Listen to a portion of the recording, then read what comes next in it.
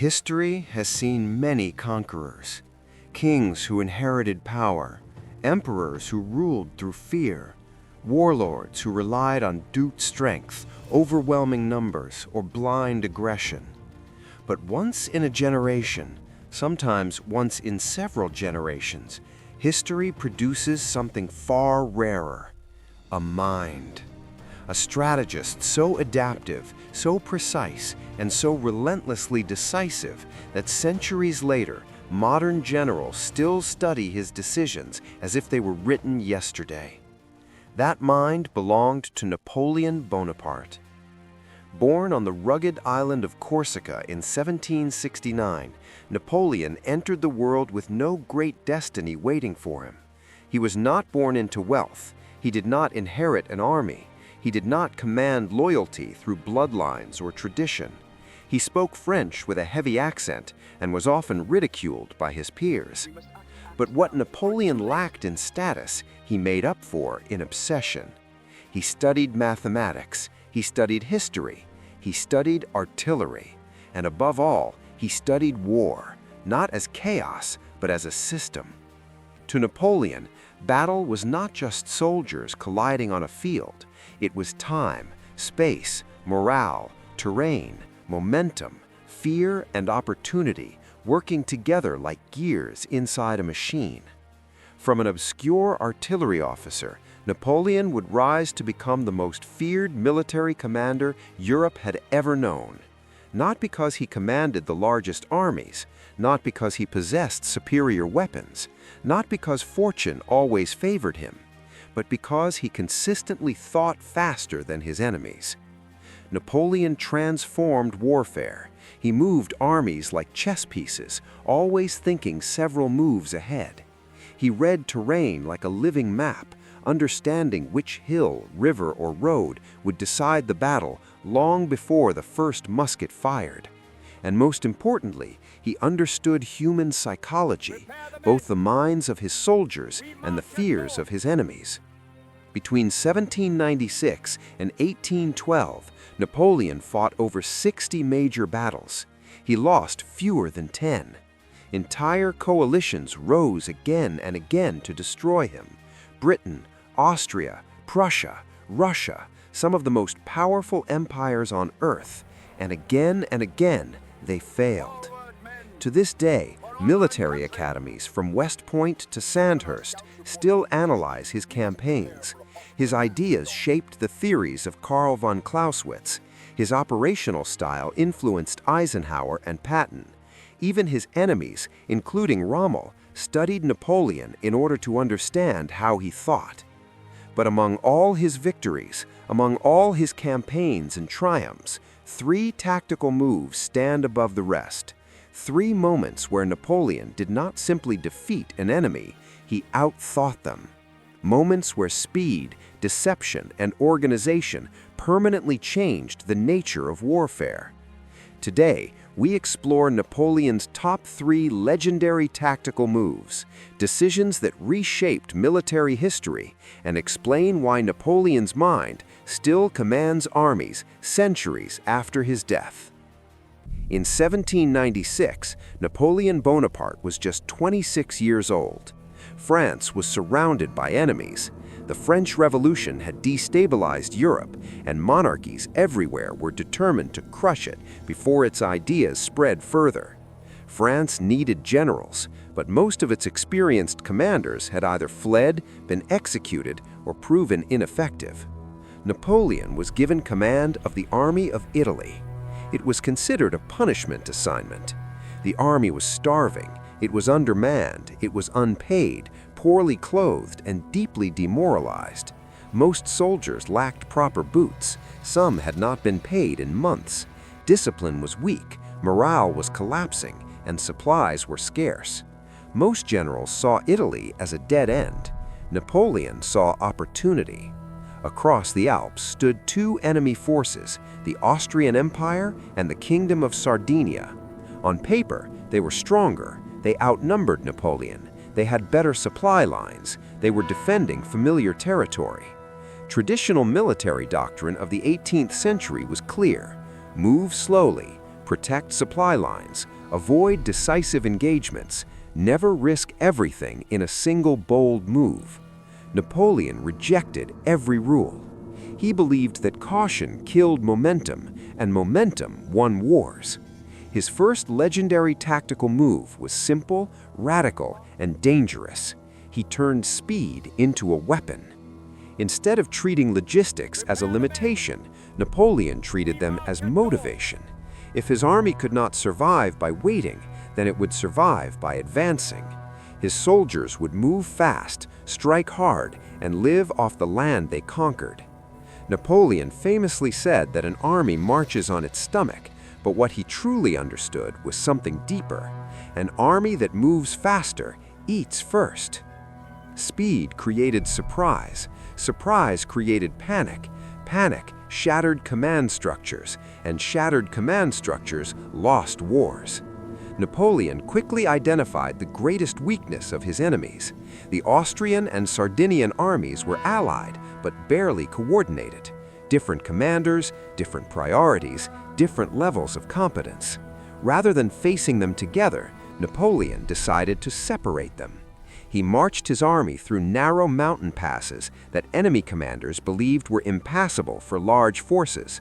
By doing so, he placed his army directly between the two allied forces, isolating them from one another. This tactic, later known as defeat in detail, became a signature of Napoleonic warfare. He treated two armies as one problem, then destroyed that problem piece by piece. The opening blow came at Montenotte. Napoleon concentrated his forces rapidly, attacked suddenly, and overwhelmed enemy positions before reinforcements could arrive. The Sardinian commanders were stunned. They expected formality, predictability, and slow maneuver. Instead, Napoleon moved like a storm, appearing where he was least expected and striking before plans could be rewritten. Victory followed victory. Napoleon never allowed his enemies time to recover. Each success fed momentum. Each success increased French confidence and deepened enemy hesitation. Napoleon understood something few generals ever truly grasp. Momentum itself is a weapon. Within weeks, the Kingdom of Sardinia sued for peace. Austria stood alone. Napoleon reinforced his victories with psychological warfare. He spoke directly to his soldiers, telling them they were poor, hungry, and forgotten, but that glory, wealth, and honor lay ahead. Each success enforced belief. Each march strengthened loyalty. Meanwhile, Austrian commanders grew cautious. They hesitated. They retreated. They waited for perfect conditions that never arrived. Napoleon advanced faster. By the end of the campaign, Napoleon had defeated multiple Austrian armies, captured Milan, and forced Austria into negotiation. At 26 years old, Napoleon Bonaparte became the most dangerous general in Europe. He had proven that speed could replace numbers, initiative could overpower tradition, and decisive action could defeat cautious perfection. Modern maneuver warfare begins here. By December 1805, Napoleon was no longer an upstart general. He was Emperor of France, and Europe was determined to destroy him. A massive coalition of Austria and Russia assembled an army nearly twice the size of Napoleon's. Their goal was simple: corner Napoleon, overwhelm him, and end his reign in a single decisive battle. The battlefield was near the town of Austerlitz. 3 emperors stood on that field: Napoleon of France, Tsar Alexander of Russia, Emperor Francis of Austria. Most generals would have retreated. Napoleon did something far more dangerous. He invited attack. Napoleon deliberately weakened his right flank. He pulled back troops. He exposed supply routes. He allowed enemy scouts to observe what looked like a critical vulnerability. To the Allied commanders, it seemed obvious. Napoleon was overextended. Napoleon was nervous. Napoleon was preparing to retreat. They planned a decisive blow: strike the right flank, cut Napoleon off from Vienna, and crush the French army in one massive assault. Napoleon wanted exactly this plan. While the Allies prepared their attack, Napoleon quietly reinforced his center. He positioned troops behind hills, concealed movements with fog, and waited patiently. The Pratzen Heights, the most important terrain on the battlefield, were deliberately left lightly defended. The Allies believed Napoleon was abandoning them. He wasn't. He was baiting them. As the Allied forces moved off the heights to attack the weakened flank, Napoleon watched in silence.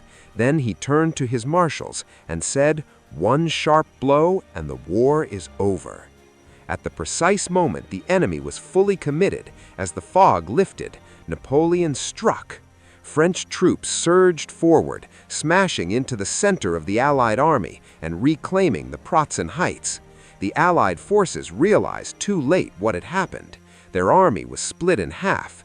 Orders failed to arrive. Units panicked.